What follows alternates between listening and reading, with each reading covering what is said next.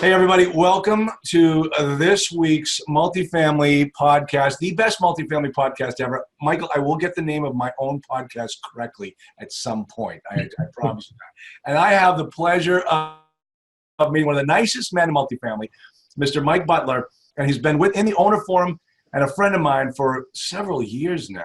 Well, let's get when you and I first met. Yes. You had, your background was in real estate. You and your wife, Maria, had done some single family stuff. Right. Yeah, almost over 20 years. We have different rentals, single family rentals. Now, how many in the whole course of your 20 years, how many properties had you purchased? Purchased was probably between the singles family rentals and the flips, probably well over 20, 25 maybe. Right. So you knew the game. You knew how to do it. You were you keeping them as rentals, or were you flipping and fixing and flipping? Yes. So the first we kept about 15 of them. We kept through the years, and then the rest we flipped. So we actually had most of this. We held most of them for the first years there, and then realizing that if you have a single family rental, you need other forms of cash flow coming in, because if you have a tenant who destroys the place, you're down for a couple months of mortgage to pay. Now, Michael, that doesn't happen. Why would you say something like that? So that was really the whole premise of me getting into multifamily. Yeah. Nice segue. Exactly. I'll tell you something. It's the single family people that those are my best clients. Those are because they know the game.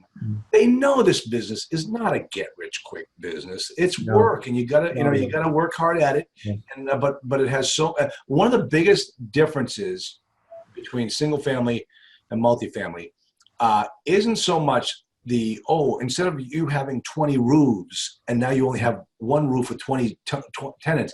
The real big difference between single-family and multifamily is the way that we value the property and the use of the cap rate.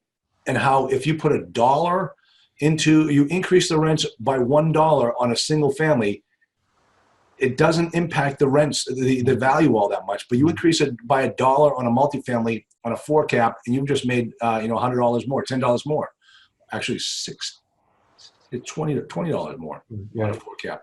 And that's one of the biggest differences, and that's how people get rich in multifamily, while the people in the single family are still standing around, scratching their heads. Right. So, it took me 20 years to learn that lesson. But, and that's true, because well, you were always a slow learner, Mike. It's taken you years with me too. What do you expect? So right.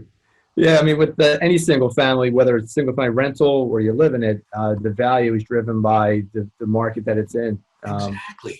It's in or multifamily, any commercial property is completely different. It's all about the cash flow. It's all about the cash flow. So. All right, so you and I worked together for years, okay? Yeah. And I can tell people that you are a slow learner, and But the fact of the matter is that you're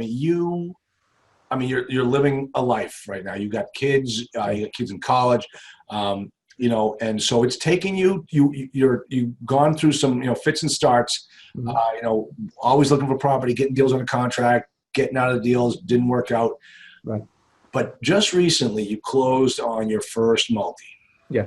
Right. So let's get back to, some of the things you would have done differently had you, what are you going to do differently for the next one? I think the next one, I'll just start raising, the other thing that delayed and just made the white knuckle was, raising capital. You have to have, this is one of those tweener deals. Like I said, it was, everyone seems to want 100+ units property for anyone who's not friends and family. And I get that. I understand why. But this had such a strong value add proposition with this property. It was very compelling. Yeah. And, but long and short, I would have obviously started raising money sooner, even before we had the deal, get that network going, communicate with them. I thought I was doing a good job of marketing, but you can never do enough.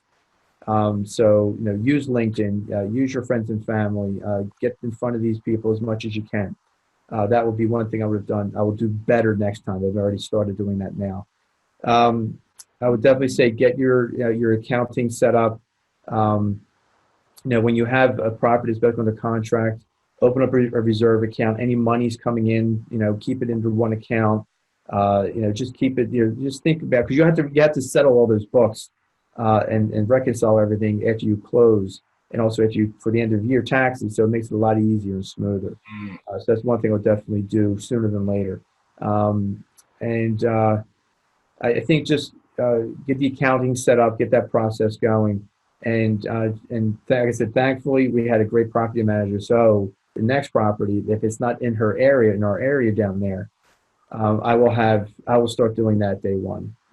Interviewing people, getting them set up, keep them in the loop, and don't wait till after you buy the property to try to find a property manager or decide you need to change. Tell me the thing about, first deal. You're looking at about $2 million, $3 million mortgage. Yeah, 2.4. 2.4. And so, Mike, how do you qualify for a 2.4 mortgage, $1 million mortgage? On your first time? My angel. Your angel? Your angel, my buddy? Yes. An angel with an A who lives in Asheville. Yes, exactly. Uncle Bob is, for those of you listening, in the owner forum, we have people who qualify as key principals. And when you're in situations like Mike, it's his first deal. The Fannie Mae and the Freddie Macs aren't going to give a guy like Mike they like him. He's done stuff before, but guess what? He's never done this before. And so you got to have somebody that can qualify. So you struck a deal with Uncle Bob. Yes. And the nice thing is you get Uncle Bob as the partner. Exactly. Right. It's a great resource and just an all-around good person. I mean, you just can't say enough, and never take advantage of you. And no, just a great guy, absolutely great guy. I mean, wants me to pay it forward, and that's the kind of work that he does. Okay, now listen, the last podcast I did with another multifamily investor, we all talked about how the thing about this is, I'm teaching now, and the joke is. And he's teaching as well. The joke is, well, if you can't do, you teach. And well, no, in this business, I've done it. What I'm doing is I'm making sure that other people don't make the same mistakes I made. I'm protecting people. I'm taking everything I learned, because my mission in life now is to help people like you make sure you get into this business and get into it the right way. And like you said with Bob, and what he wants you to do is pay it forward and help the next generation of multifamily owners.